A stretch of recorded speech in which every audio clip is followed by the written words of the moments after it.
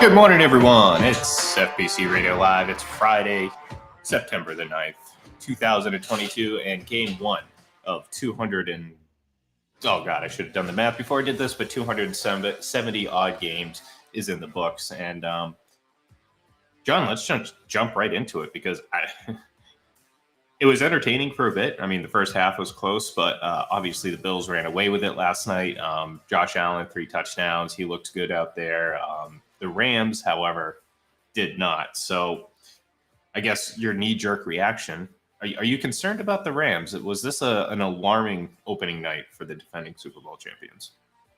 A little bit because of Matt Stafford, the information we got before the game that he had some procedure done in the offseason, and it didn't look like it really impacted most of his throws, but that's going to be a concern going forward. I'm more concerned with their offensive line.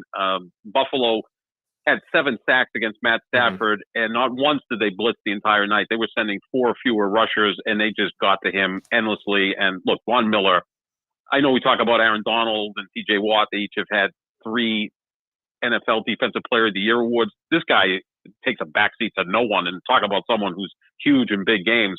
So that would be the concern with the Rams and the offensive line. They got no running game going, which is something that they can lean on to set up their passing attack. They're not necessarily a running team that's going to put out 150 yards a game, but they do use it to set up their passing attack, and they couldn't even do that last night. So they were in a lot of third and longs, and thus the pass rush really clamped down on that Rams offense, held them to 10 points. So a little bit concerned there. It looked as if the Rams hadn't seen each other since the Super Bowl. Like there was nothing that they could take away from that game, that they looked really good. Jalen Ramsey was a train wreck out there. At cornerback, he's generally considered the best in the business. From what I learned after the game is against him was a perfect passer rating. I mean, Stephon Diggs torched him all night. So defensively, they weren't very good, and offensively, they weren't very good. So, yeah, some concern there, but they've got the Atlanta Falcons next, so they should get right. And Buffalo was very impressive. Yeah, sure. I mean, you have to figure. I think they said it before the game, but none of these Rams players actually played in the preseason. So I imagine there's a little bit of rust there. But yeah, I mean, you have to be a little concerned. You know, there's no OBJ, there's no Van Jefferson. Allen Robinson looked like his Chicago Bear self, which means he was essentially non-existent. That can change, obviously. Give it some time to kind of meld and get together. I mean, these things don't overnight. This is only week 1, September. It's the 9th today, but this game happened obviously yesterday. So you got to give it some time to kind of gel. But the lack of, I don't know exactly how many times it happened. But it felt like, at least the perception, or at least watching the game, it felt like the Rams didn't push the ball downfield. Now, that could have been a combination of a number of factors. Was Cooper Kupp just shadowed the entire game? He was covered pretty well for much of it. But going back to the Matt Stafford injury, is the elbow a concern? Is it something that is going to kind of hold this team back a little bit? And even outside of it, and I'll ask you this, I'll say fair or foul, John, because I saw this tweet after the game from Richard Sherman, and he was responding to Dan Orlovsky, who was, who's very pro Matt Stafford, and not surprisingly, they were teammates together, and they're probably very good friends. But Richard Sherman basically said Matt Stafford being Matt Stafford in reference to the 3 interceptions. And you know what? I think it's a fair thing, because that's, look, when we talk about Matt Stafford, it's, and I was kind of getting, a little annoyed with the, Matt Stafford finally, they were talking about it pregame, finally got talent around it. I'm like, whoa, wait a minute. They just inducted a guy, first ballot Hall of Famer, Calvin Johnson. And you're going to sit there and tell me this guy didn't have talent around him? And, he's not the only one. There's we've talked about it, John. There's been multiple players, especially on the offensive side of the ball, around Matt Stafford. And, look, he's had a very fine career. I'm not saying he's a bad quarterback, but, the 3 interceptions, that's what you get. It's boom or bust with Matt Stafford. There's a little bit more boom, but there's always going to be these boneheaded mistakes that, keep him distanced from, say, the elite of the elite of the elite in this league. And so I guess I'll go back to the original question. Is that a fair or foul? Is that a fair assessment of Matt Stafford?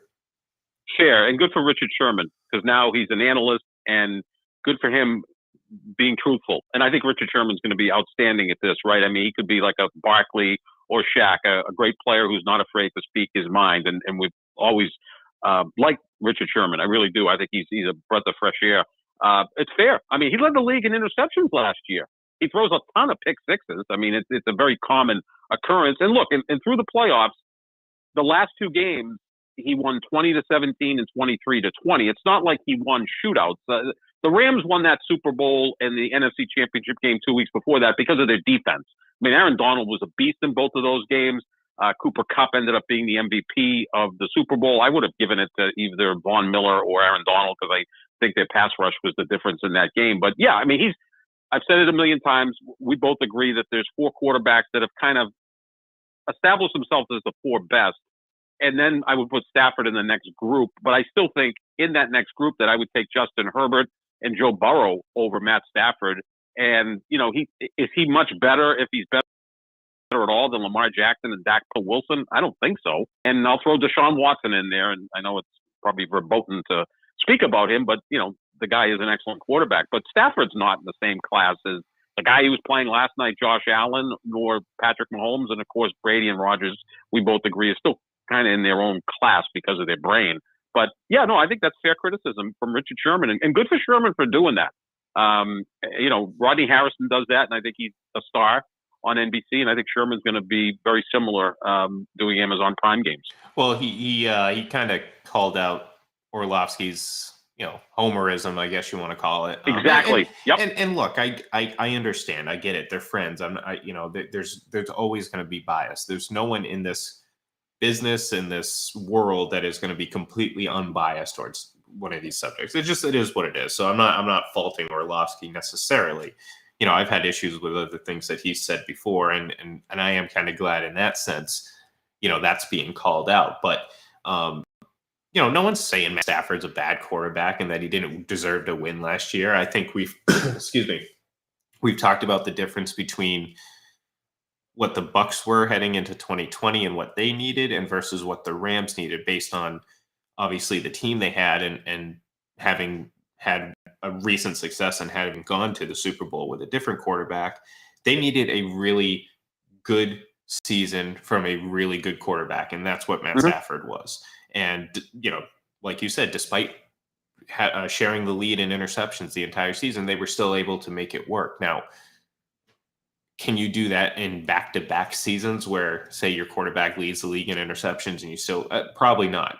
That's not a sustainable way to continue to win games. And I think you're seeing some of the downside to Matt Stafford, the uglier Detroit side. I mean, this isn't, and we've talked about this before, this isn't you know, a guy that was completely at the mercy of Detroit. I know it's easy to blame the Lions, and look, they've had plenty of problems over their, you know, history in the Super Bowl era. However, he was still the one making the decisions. He was still the one throwing the interceptions. He was still the one making these plays that, you know, had a hand in holding that team back. So we'll see what happens. The absence of OBJ was, you know, whether it was just because it's the one game and there really hasn't been a replacement for his role, and the injury to Van Jefferson, and then, like I said, the absence of Allen Robinson. This is going to hurt an offense that, you know, was really good. And look, I agree with you. I think the defense was a massive part of why they won the Super Bowl. This offense was still lethal, and it didn't look so much that last night. And look, give credit where credit's due.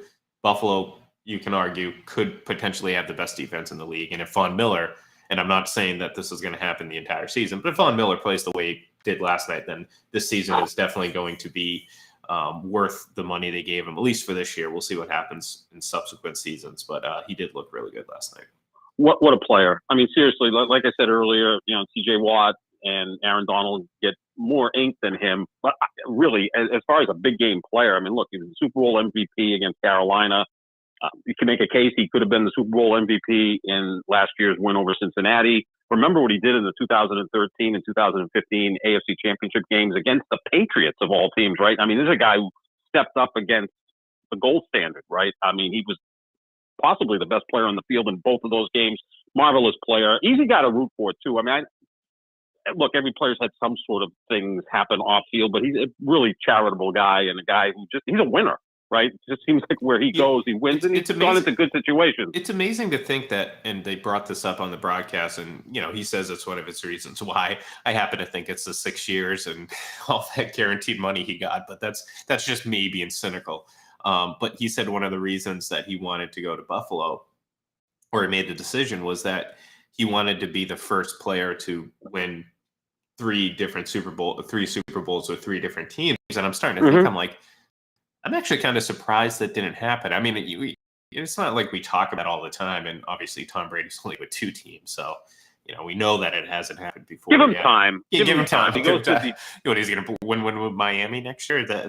Miami, Detroit, and wrap up with Cleveland. Yeah, he's going to go, help all the poor franchises. What the hell? Why not? Yeah, it makes sense. I mean, Ken Norton has Super Bowl wins with multiple teams. Charles Haley with San Francisco and Dallas. I believe Dion also fits into that. And, of course, Brady and Manning quarterback position, which is damn impressive, especially considering they went real late in their careers. But maybe Von Miller to the Bills this year what Curt Schilling was to the Red Sox in 2004. I keep making this comparison that the Bills feel a little bit like the 2004 Red Sox, like it's time to break through. Well, I was going to say, I'd be worried, Buffalo, if Von Miller wants to start a gaming company, just FYI. That's true, too, yeah. Is he going to go to, like, Vermont and look for tax breaks and, and end up screwing them for $100 million? But on the field, Schilling was, pretty awesome, without question. I think he belongs in the Hall of Fame. But, maybe Von Miller's that missing ingredient that puts this team over the top. It's still 1 week. And look, the scary thing about Buffalo last night is they had 4 turnovers. Now, one of those 2 interceptions, not Josh Allen's fault. I mean, he pretty much threw a perfect pass to Isaiah McKenzie, and it hit him in the chest and bounced into the Rams defender. But 4 turnovers, and they still won by 21 points on the road against the defending champs. That's pretty scary. Pretty scary stuff. But again, long season still ahead of us. Yeah, no, absolutely. And like I said, I if you're looking at Von Miller, you're like, okay, yeah, that's nice, but is it going to be able to happen from now until February? And that's obviously the goal for Buffalo. So speaking of Buffalo, so obviously that's just a little itty bitty taste of what's to come this weekend. So before we get and we start our tradition of telling you what we think is going to happen every single game, we're going to do a quick little AFC rundown because we did the NFC yesterday, so we want to talk a little AFC here. And we'll start right there into the AFC East because we're talking about Buffalo. We just spent a lot of time on Buffalo. Obviously, it's a division that has, for decades, a couple decades now, been dominated by the New England Patriots. That is not the case, or at least that is not the perception at this point. And so far, based on what we've seen this season so far, John, it doesn't seem like that's going to revert back to what we've known. It looks like Buffalo might have a nice opportunity here in this season. However, I caution folks to, and I know I joke about Miami and everything like that, but my biggest concern with Miami has to be their quarterback. And, defensively, I think that they can manage with what they have, but if they get solid quarterback play, they're going to have a pretty good team. You can say the same thing about both New England and the Jets, too. I mean, it all really depends on how much growth their young quarterbacks, or in the case of the Jets, if their young quarterback actually plays. We know he's not playing this week, and it's going to be Joe Flacco. But I'm looking at this AFC East, and I'm like, you know what? If these quarterbacks pan out, I mean, they don't have to be the best in the league, but I'm saying if they pan out a little bit, you're looking at a pretty solid division with Buffalo presumably at the top. And this season, I don't think that hierarchy is necessarily going to change. I think Buffalo is going to win this division, but I'm not sleeping on New England. I'm not sleeping on Miami. I will sleep like a baby on the Jets, but those other two, I think I'm going to reserve my judgment on what they're ultimately going to be this season, at least for a couple weeks. Yeah, as far as the Patriots, I mean, I'm not very high on them at all. I had this tweet barrage yesterday. I think I tweeted more than you did yesterday, which is quite an accomplishment. I tweeted all my picks for the NFL, like every division, one less record. And by the way, I want to give myself some credit here because a lot of people give out records for all 32 teams. They have to add up. They have to have 272 wins and 272 losses. So painstakingly, I did that. So I'm very proud of myself. I have the Patriots going 7-10. Now the difference between 7-10 and 10-7 is 3 games, and in the NFL that can be 6 or 9 plays in the course of a season. So I'm not very high on them, but again, I do think Mac Jones is going to be a really good quarterback. Miami adding obviously the pieces they did in the offseason. But you're right, Ian. I think the division could be in really good hands as far as the quarterbacks. And Zach Wilson is kind of the wild card because we really didn't get to see much of him last year. And when we did, he looked very, skittish, to say the least. And I don't know what the coaching situation is in New York. You would prefer having an offensive coach than a defensive coach, but that's the Jets. I would take Mac Jones over Tua slightly. I just think he's a bigger player, bigger athlete. I'm not a big fan of either one of them. You know me, I'm into skills. That's why I love Rodgers and Allen and Herbert and Brady's got a ton of skills too. But I think it's going to be an interesting. Buffalo looks like the solid favorite, and then you'd see Miami and the Patriots battling for second. And look, that's why these first 2 games for the Patriots are huge. Both on the road, both are winnable against Miami and Pittsburgh. If they can get off to that good start, then they can build that momentum into a stretch, from weeks 5 through 9. Which looks like a soft spot in their schedule, and they can build from there. So these first 2 weeks very important for the Patriots. Yeah, which in years past, you always look at September as an extension of the preseason. Mm-hmm. So if they got off to a 2-2 start, unless you're we obviously know there's always the segment of Patriots fans that are going to panic no matter what. But those of us who have seen the rinse and repeat era of the Patriots, we've seen those 2-2 starts in September. And you don't think much about it. This is a little bit different. You want to see them get off to a strong start. It doesn't mean that they can't overcome a 2-2 start. I'm just saying that there's less certainty in that. Like if again, if the Tom Brady Patriots go 2-2 in September, I'm not losing a second of sleep because I just expect them to have the number 1 seed or number 2 seed or whatever at the end of the year, and everything's all good. But this is a team, like you said, really has to take advantage of those games that they can win, because it's a fine between, even looking at last season, it's a fine line between that team being under 5 and potentially 11 or 12 wins. If you think about it, I mean, go back to the I believe it was the Miami game that was very winnable for them late last season to open the season. So again, there's other situations you can look at that say, oh well, these this, that, and the other happen, and you have 3 more wins, or this, that, and the other happen, and you have 2 more losses. So I don't think the Patriots. I think there's a lot of unnecessary panic around this team. Like I say, I try to think things through logically. That's how my brain works, or at least that's how I think it works. So when I look at the Patriots, I look at a team last year who was 10-7. Now, how they got there, that it doesn't really matter. I mean, this was part of the NFL. Breaks happen both ways, positively and negatively. So I'm not going to sit here and say, oh, they're only 10-7 because of this. No, they were 10-7. You are what your record is. So it's hard for me to figure that this team, who by all accounts I think has gotten better on paper, is somehow going to take a massive step back and be this sub 500 team. Like I still think their ceiling isn't the Patriots of old ceiling, but I don't think that their floor is the rock bottom like some people want it to be. I mean, people get up in arms about the play call or this, play call or that. I don't really care about that. I want to see what happens on the football field, because I do think that this Patriots team is more talented than what they were last year. Now, that doesn't necessarily translate to victories. We know this, John. But I don't think it also translates to the idea that this team is somehow going to be worse based on seeing nothing. Like, you know what I mean? Like, preseason's one thing. I understand people at training camp, but at the end of the day, the Lions went 4-0 in the preseason in 2008. That's all you got to say. And say, like, right, okay, it's not that the preseason and training camp don't matter. It does.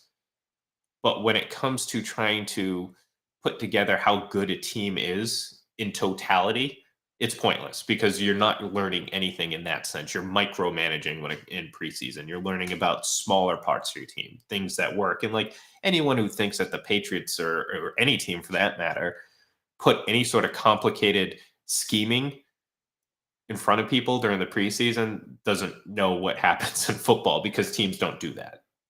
No, they don't want to give anything on film that other teams can use to prepare for them. So, yeah, I mean, the preseason, especially now where there's only 3 games, and then you have a bye week before week 1. And that's why I think you see the first week or 2 being kind of choppy. I thought last night's game was a bit choppy at 7 turnovers, and the Rams looked like they weren't prepared to play. Again, because every team's coming off a bye week after a short exhibition season. There's only so many padded practices and training camp. So the early part of the season literally does feel like an extension of the preseason. But that's why it's important that the Patriots, I think a 2-2 start actually would be good for this team, because it's a tough early start at Miami, at Pittsburgh, then you home openers against Baltimore, and then you go to Green Bay. That's a pretty tough schedule. Then after that, it kind of opens up a little bit, because you do have 2 games against the Jets. You've got Chicago and Detroit in there, both at home. So, you can build from that. If you go 2-2 in the first 4 games, you could be looking at a 6-2 type start, which, midway through the season is pretty good, because that schedule does get tough late, when you play Buffalo twice and Cincinnati comes to town and you got to travel to Vegas and Arizona, which could be an interesting trip. So I think that those are all, important games early. And again, Belichick's going against a first-year head coach who's right out of a Wes Anderson film, Mike McDaniel, who I like. I just think the guy's a breath of fresh air. He could be the worst coach in the history of football for all I know, but I think he's kind of interesting. And, if it works, now we're going to see more Mike McDaniel type coaches being hired. It would be quite interesting. I like the guy. I think he's just goofy enough. Maybe he's going to work. I don't know. I would prefer him over Matt Eberflus, who, in Chicago's talking about, the black and blue division, and we're going to be physical. I mean, right out of like central casting of a bad football movie. But, Well, we'll see what happens. I'd rather have some bad casting out of a football movie coaching as opposed to some pitcher doofus. Hey, watch that now. That's not nice. Well, yeah, I'm just saying. Anyone doesn't get that. It's a Seinfeld reference, but I know. Yeah, but you know what I'm saying. Like it's just like I'm like, I don't really care about the pomp and circumstance when it comes to coaching. You know that. I'm the same way with Sean McVay and all these guys. I'm just like, I don't care. Like again, I've grown up watching Bill Belichick, and Bill Parcells. Yeah, obviously two very different but two very similar guys in their philosophies. But I love the I love the tack that Belichick takes, and this, like I don't need the coach to be a character. You know what I mean? I don't need the coach to look cool in front of camera. I don't care. You know what I mean? Like I don't need that to happen. I need the coach to be the coach. You know what I mean? If you want to be a player, if you want to go do this, go start a podcast or whatever, and do something like that. But like, you're the coach. You should be a little subdued, or you know what I'm saying? And like, quite frankly, I have no idea if this Mike McDaniel guy can coach. So that's why I'm reserving judgment. Like, I have no clue. Like, I mean, think about the guys, John, that get hype in this league for coaches. Mm-hmm. Outside, I'm not talking like Belichick, obviously, like you can't help but hype him, and guys like, and I have my reservations about Mike Tomlin in some areas, but still hell of a coach. Same with Andy Reid. You don't need that. I'm talking about the new wave, the hype guys, that everyone's so excited about this. I mean, Rex Ryan used to be one of those guys, and we saw how that worked out. Rex Ryan. No, but as a head coach though. But that's what I'm saying. Like he was an okay head coach. He was not who he billed as, and this is what we're getting with guys like. I mean, people were talking about Sean. Remember the column before the season? Is Sean McVay on pace to be the greatest coach of all time? Let's relax a little bit. Let's worry less about the personality of the coach, and actually wonder if he can coach consistently and not get out coached in big games like Sean McVay does sometimes. Unfortunately for him, it didn't happen in the Super Bowl. Yeah, I mean, I think his record's pretty good. His first 5 years, we could say he's off to a really good start. I think the best coaching matchup of the season is going to be on October 30th. I've already marked this down that I've got to find a way to see this game. Mike McDaniel and the Miami Dolphins against Dan Campbell and the Detroit Lions. That is going to be scrumptious because I think Dan Campbell had sandwiches bigger than Mike McDaniel. That's going to be a fascinating handshake. I think poor Mike McDaniel may just say at some point, I get it. You're 6'6", 270 and you're macho. That's going to be a great coaching matchup if we go there. See, I thought you were going to say Brandon Staley, and I would have really laughed. But speaking of, that was a nice little segue into the AFC West because I was realizing we were going a little bit too long on the AFC East. But that's beside the point. We'll save that for another day. More coaching rants, but excuse me. Obviously, the AFC West we've spent plenty of time talking about. Plenty of time. I mean, they've been in the news since day one of the offseason. And look, I mean, I look at Kansas City, and I don't think they got better from what they did last year. It doesn't mean that I don't think that they might still be the best team in this division. I am picking Los Angeles, though. I think, and I'm nervous about it, though, John. And the reason why is because of Brandon Staley. Like, I think they have the talent. I love the moves they made on defense. I love what they're already been doing on offense and what I expect them to do this year. But I'm definitely afraid of Brandon Staley because he cost them the division last year. So it's certainly within the realm of possibility that he does it once again this year. Yeah, in the case of Brandon Staley and the Chargers, let's preach less is more. Like sometimes get out of the way, maybe do things that make more sense than gamble at every opportunity. And look, I'm not afraid to go for fourth downs. I supported Belichick. We went for 4th and 2 in Indianapolis. I really did. He did Tom Brady to gain 2 yards and end the game. Go ahead and do it. I was in favor of that. I had no problem with that call. It just didn't work, but that happened. But the thing with Staley is he doesn't need to do all this stuff because, Ian, we can make a case that, especially at the top of their roster, they may have the best roster in football. I mean, I'm not being hyperbolic here. They have 10 players who can certainly make the Pro Bowl. And again, the Pro Bowl is not the be all end all, but you're talking about an elite quarterback in Justin Herbert, outstanding running back in Austin Eckler, 2 dynamite receivers in Williams and Allen, 2 dynamite linemen and Lindsey the center and Slater the left tackle, and then 4 guys on defense that are Pro Bowl caliber players.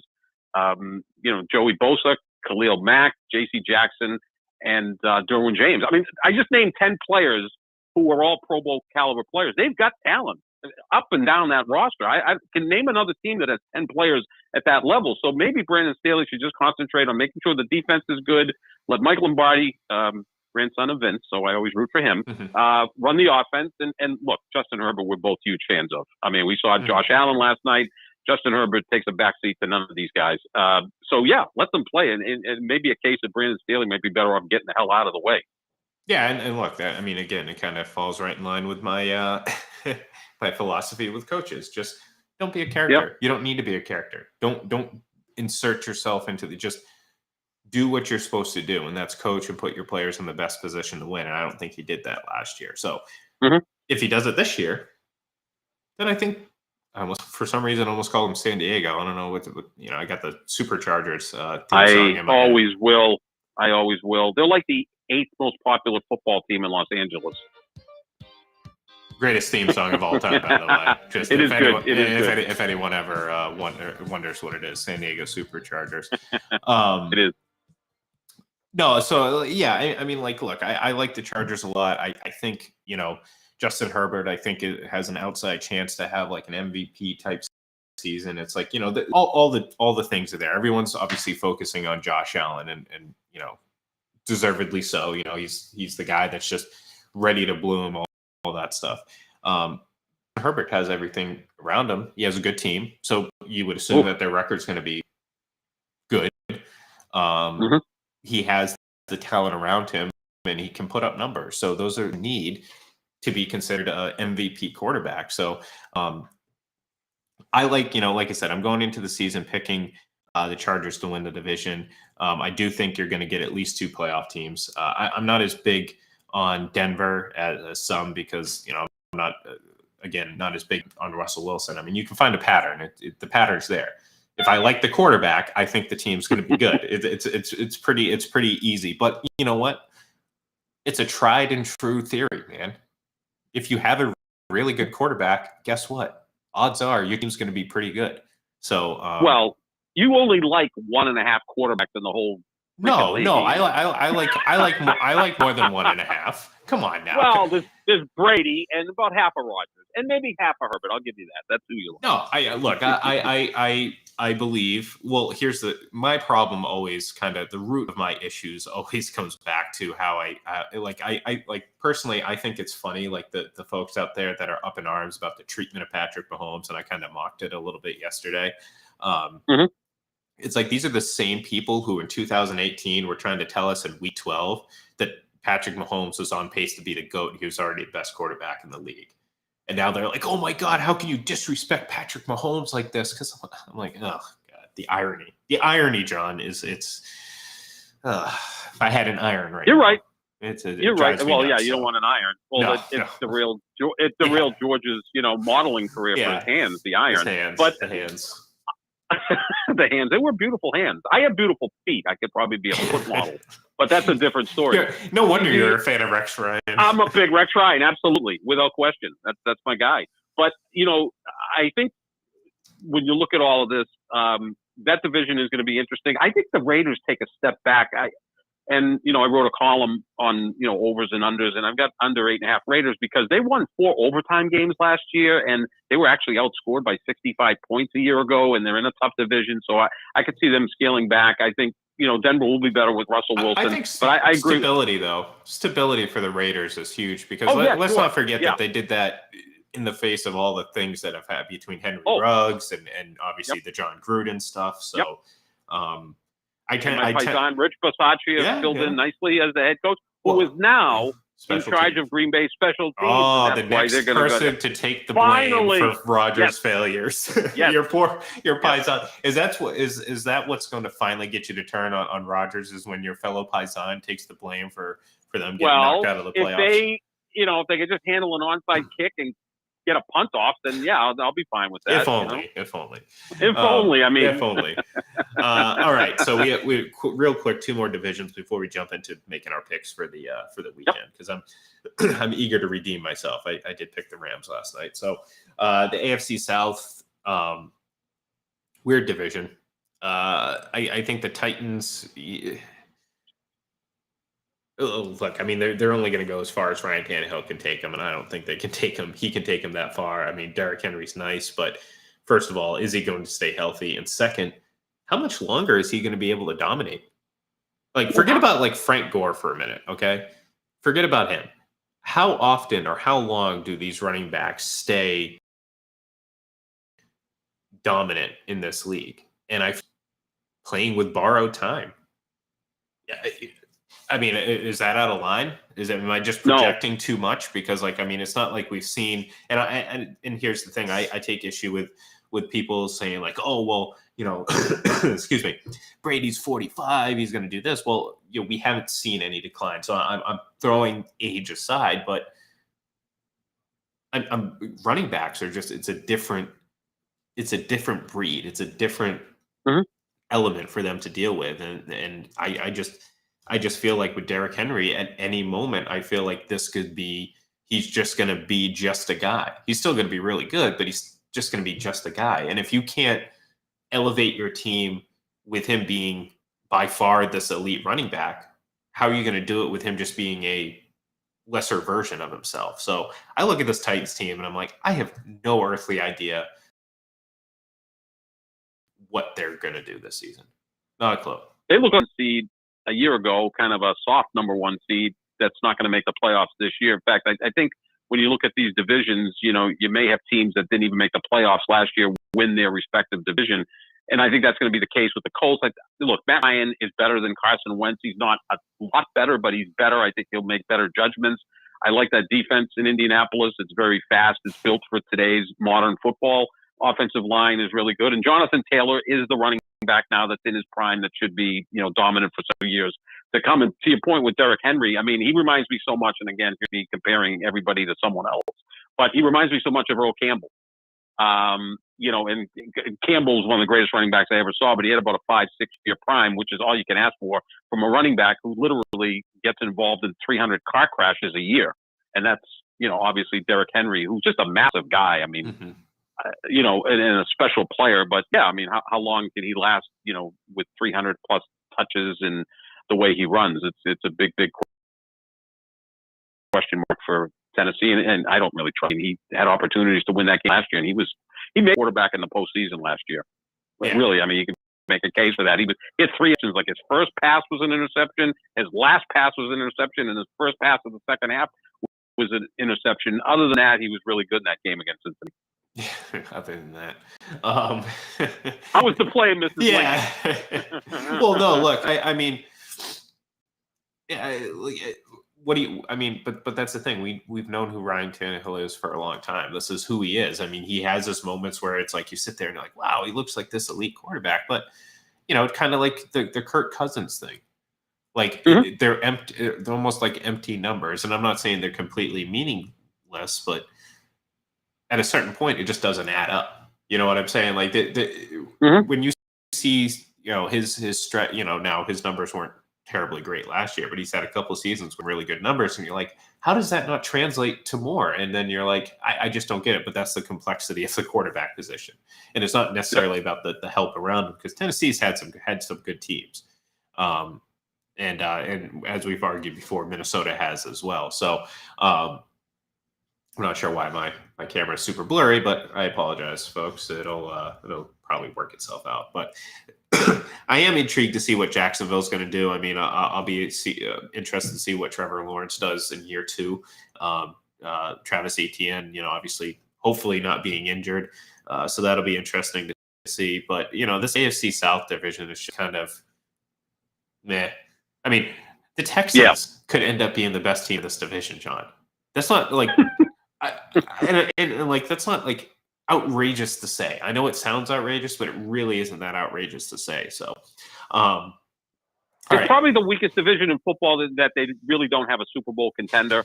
You can make a case the NFC East, but some people do like the Cowboys. I like the Eagles, but obviously the Colts. I think there's in the NFC East, there's more of a possibility. I think it is. I agree with you. In the AFC South, I just don't see it. I don't see a path for any of these teams to win the Super Bowl, because I do like Matt Ryan. I just don't think it's just there's too many good teams in the AFC, and I just don't think the Colts are that good. I mean, they're good, right? Okay, but not like Super Bowl winning good. So, all right, real quick, AFC North, another division that's a little.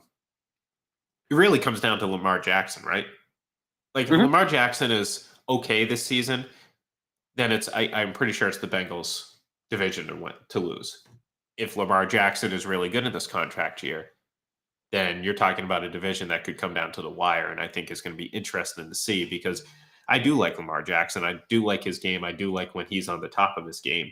Now, I'm not screaming to the moon that he's a top 5 quarterback. I don't believe that.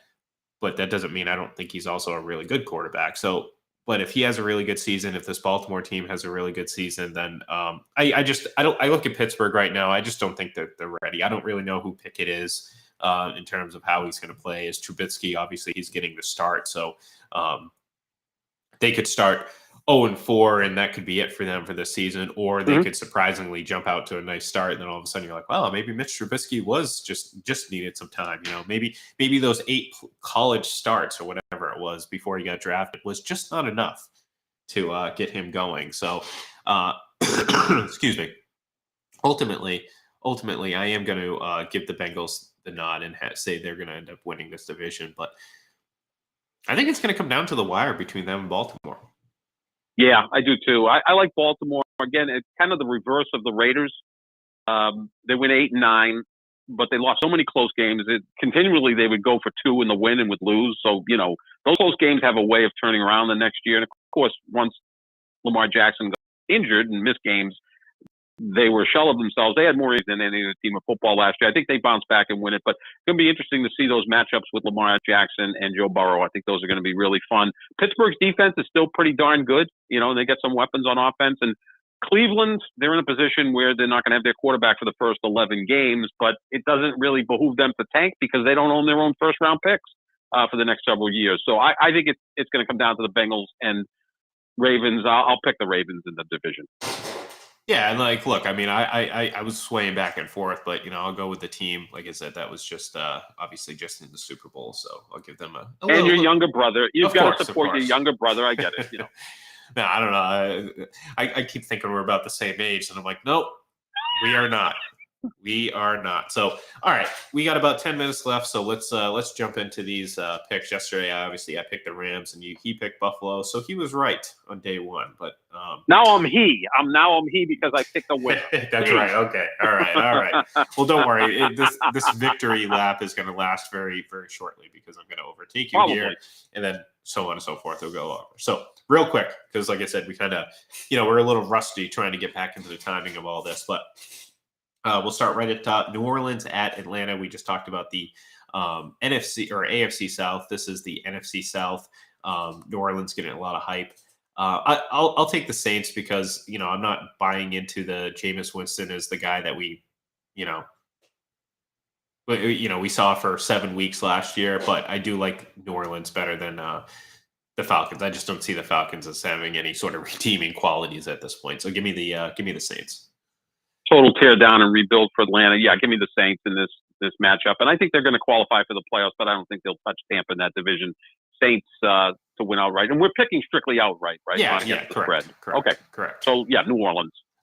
Next, we have San Francisco at Chicago. I'll be eager to see Trey Lance. This is going to be exciting, at least from a, what are we going to get from him point of view. I don't know. I do know San Francisco, I think, as a better team than Chicago. And even on the road, I'm going to take the 49ers to win in Chicago. Looks like a layup. I mean, Chicago might be the worst team in football. And I think San Francisco will get off to a good start and try to keep things simple for Trey Lance so he gets off to a good start. I like San Francisco. Next, Cincinnati hosting Pittsburgh. I think we both kind of gave away our answers earlier. Well, actually, I did. Maybe you'll pick a surprise. But I am going to take Cincinnati, coming home, at home against an inferior Pittsburgh team. I like them to win this game. It'll be close, but give me Cincinnati. Yeah, give me Joe Burrow over Trubisky. That's pretty much the bottom line here, and I'll take the better quarterback in the Cincinnati Bengals. Next, Patriots traveling to Miami. Now, again, I've been going back and forth with this. This is one of the tougher games to pick, not just because I'm a Patriots fan, but the reality is both these teams have a lot of question marks, and I think there's not a lot of ways to answer them to this point. The questions that we're asking. So I think there's a lot of mystery involved. Flip a coin. I'm going to surprise. I'll take New England. I think maybe they, jump out and surprise the rookie head coach. I do think they have the better quarterback. I do think that they got more talented this offseason. And that's what I'm going on because there's no guarantees that that's going to result in anything. But that's the reason for me picking the Patriots in this one. I'll take Miami. I want to see how the Patriots deal with that run game of Miami, which I think will be much better this year with the coaching of Mike McDaniel. I mean, he was the run game coordinator in San Francisco. That was their calling card. They may not necessarily have the same talent that San Francisco had on the offensive line and in the running backs room, but I'm going to take Miami in this game. Although the Patriots, their problems in Miami have been more late in the season than early in the season, but it's going to be like 104 degrees down there in the shade. So that's going to be interesting to see. But I'll take Miami in this contest. Next, we have the Joe Flacco revenge game. We have Baltimore heading to New York to take on the Jets. A nice little story, I guess, but I'm taking the Ravens. Yeah, you got to like the Ravens in this matchup. Although I think the Jets have added some talent the last couple of years through the draft, some nice free agent signings. But yeah, Baltimore looks like a Super Bowl contender, so I think they get off to a good start and win out the Meadowlands. Next, we have Jacksonville heading to Washington to take on the Commanders. You have Trevor Lawrence, we've already talked about, and Carson Wentz, who you mentioned before. I like Washington here. I think they have some talent on offense. Again, if they get Carson Wentz of a couple years ago, then you're talking about a really good team. If they don't, then we'll see what happens. But I do like Washington to beat Jacksonville, although I think the Jaguars are one of the more intriguing teams in this league this season. I actually have Jacksonville finishing second in that division ahead of Tennessee. I think they can get close to a winning record. And I think I love them Sunday, not just, with the point spread, but straight up. I think they're going to win in Washington. Doug Peterson, new coach of Jacksonville, as the intel on Carson Wentz, it's kind of a revenge game for both of those guys. Didn't end well in Philadelphia. Give me Jacksonville in an upset. All right, next we have the Baker Mayfield revenge game. Carolina hosting the Cleveland Browns. I'll go with the Panthers just because I do think Baker Mayfield's better than Jacoby Brissett, but really, I just don't care about this game at all. I really don't. I mean, John, I'm trying, but I'll for the sake of doing this, I'll take Carolina. I love these revenge games, right? People talk about revenge games of quarterbacks that aren't very good. And look, even last year, if you wanted to qualify Brady against the Patriots as a revenge game, they're never easy. There's a lot of emotion that goes into it. We're going to see a game Monday night where Russell Wilson is going back to Seattle to play the Seahawks. They're not easy because there's a lot of emotion involved. I'll take Carolina. I think they're, slightly better than Cleveland at this stage. All right, next we have Houston hosting Indianapolis. I'll take Houston with a surprise win. At home, season opener. Davis Mills is a pretty okay quarterback. Although, again, I'm a fan of Lovie Smith, so we'll see. We'll see how that kind of slows the progress of this team down. But someone posted something recently on Twitter where it's like he had this like whole record with the Bears, and then as a defensive coordinator, he led this team to a 27th and 29th ranking, and then went to college and had a terrible record, and then somehow became the coach of the Texans. So, so we'll see. I mean, I don't think either team really is destined for any greatness this season, but I'll take Houston in the opener. Yeah, I love Lovie Smith's beard. I think he's a very likable guy who's not been very successful since his first 4 or 5 years in Chicago. But yeah, I think the Texans have some nice pieces here, and I like Davis Mills quite a bit. He could turn out to be like the third best quarterback out of that draft, behind say Lawrence and Matt Jones. I mean, he may be better than Zach Wilson, Justin Fields, and Trey Lance. We'll see, but I think he's a good quarterback. Certainly creates a lot of great memes. I'll give him that. So, Detroit hosting Philadelphia. I'm not as high on Philadelphia as you are, but I think we're both going to agree that the Eagles, I think, are going to win this game. Yeah, me too. I think the Eagles are destined to win that division, although I think Detroit's going to be a pain in the butt. They were at the end of last year. They were pretty competitive with Dan Campbell. Maybe the most macho coaching matchup of the weekend. Nick Sirianni's a hardo, as is Dan Campbell, so that should be a firm handshake after the game. Yeah, very, very firm handshake. Tennessee, the Titans hosting the Giants. Again, another game that's just kind of, it's fun for the teams involved, but or the fans involved with the, whoever's playing. But the reality of it is, I don't see either of these teams being destined for greatness this season. However, I will take Tennessee at home. Basically, I'll give them the home edge, and plus the Giants. I got to see something out of the Giants before I start making a judgment of whether or not they've somehow managed to improve. So give me Titans at home. I like the Giants in this game. I do outright. And obviously against the point spread, they're getting nearly a touchdown. I think Brian Daboll is going to do a really good job with the Giants. Daniel Jones was good his rookie year in 2019 and then really went downhill the last 2 years. But I like the Giants in this game. In fact, I've got them finishing ahead of the Cowboys in the NFCs. My two surprise picks this year, Jacksonville and the Giants, I think they're going to be better than expected, and I'll take both of those to win in upsets in week 1. Well, are you going to take an upset here in our next game where Minnesota is hosting the Green Bay Packers? Come on, Ian. Come on. Because I am. Me? I'm taking the Vikings at home. Well, yeah, it's not a bad pick. I mean, they're a pretty good team, and Green Bay, we got to still see what they do in terms of their Minnesota's confidence is higher than it is before week 1. Let's just put it that way. Like, think about it that way. The hopes and dreams of their season are still as bright as they can be. Perhaps it lasts for 1 week, and fortunately for me, it'll be against Green Bay. So I'll take the Vikings in this one in an upset. Yeah, I see the line's like 1.5, 2 points. And look, when they beat, these games are usually pretty interesting. Last year was a fascinating game, which Minnesota won. I'll go with the Packers. I think, I think their defense is really good. I think Buffalo and Green Bay may have the two best defenses in football. So I think they may win this game, maybe a lower scoring game than anticipated. So I like Green Bay. Next, we have Kansas City heading to Arizona. I'll take the Chiefs in this one. Again, although again, this is much like Minnesota. This is time for the Arizona Cardinals. The first half of the season, they could be the best team in the league. So maybe they upset Kansas City. However, I'll go with the Chiefs in this one on the road. I think they win a fairly competitive game. I think it's going to be pretty close, but I do think this one out. Yep, I do too. I think they usually get off to good starts anyway. I can't remember the last time they lost a game in September, so I think they'll get off to a good start. Well, next we have Las Vegas heading to the Chargers to go take on Justin Herbert in my MVP bet. I'm not saying he's necessarily my pick. I'm just saying I bet on him, so I wouldn't be upset if he ultimately won. This is going to be a fun game. I think I do like the Chargers at home. I do think it's going to be high scoring, though. I think both these teams are going to be able to put up some points because we're going to be like, oh, wow, we saw these additions to the Chargers defense, and they still allowed 30-some-odd points to the Raiders. Well, they're also going to score like 30-some-odd points, so it's going to be actually a really fun game. But give me the Chargers in this one. A lot of talent on the field on the offensive side of the ball, as we've detailed. Also, great matchup for uniforms, Chargers and Raiders. Oh, sure.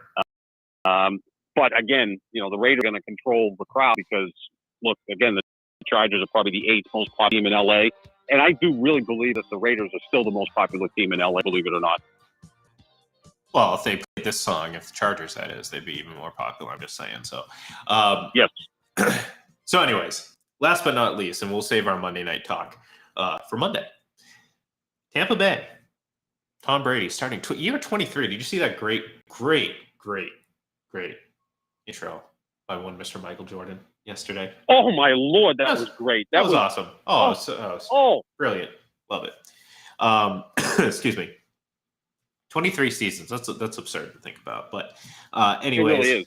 6-0 Tom Brady is against the Dallas Cowboys in his career. And I say, excuse me, I say it's going to end up being 7-0. I like this Tampa Bay team. I do. There is some transition on defense. I do like Akeem Hicks. I think he's going to be a nice addition. I think you're going to get a pretty solid season out of Julio Jones. I'm not saying 1,600 yard Julio Jones. I'm saying 600-700 yards, maybe a half a dozen touchdowns. But I think he's going to play an important role on this team. And look, I think they're going to have a pretty successful run. And I think it starts in Dallas on Sunday night against the Cowboys. So give me the Buccaneers in this one. I'm going to go with a slight upset. I think Tampa Bay eventually is going to win the division and get to the NFC Championship game because Brady can't help himself. He can't help himself from winning. I mean, it's almost like, like some guys can't win. This guy can't lose. But I think it's going to be a rough start. Dallas will be emotional and they're about as healthy as they're ever going to be. They always sustain some sort of injuries. But I kind of like Dallas in this game. But look, if Tampa Bay wins, it's not going to surprise me. And yeah, that thing with Jordan, that was incredible last night. And again, when you bring up that 6-0 against Dallas, he didn't even play in the same conference as Dallas until 2 years ago, and he's still 6-0 against them. Yeah. And they only play every 4 years. It's like, wow. Hey, that's why he's got more wins. He's got more wins against Dallas than Kirk Cousins does. Yeah. He's in the division for 6 years and still in the conference for like 10 years. I mean, we could sit here for the next 5 hours and lob back and forth these crazy things.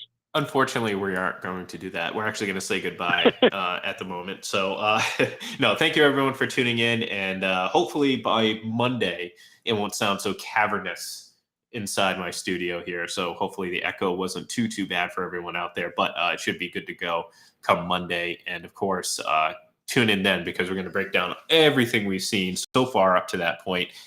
And yeah, it's good to have football back. So thank you everyone for tuning in. We will talk to you on Monday. So enjoy the weekend, enjoy games, and just remember, fantasy football isn't real life. Have a good one, folks.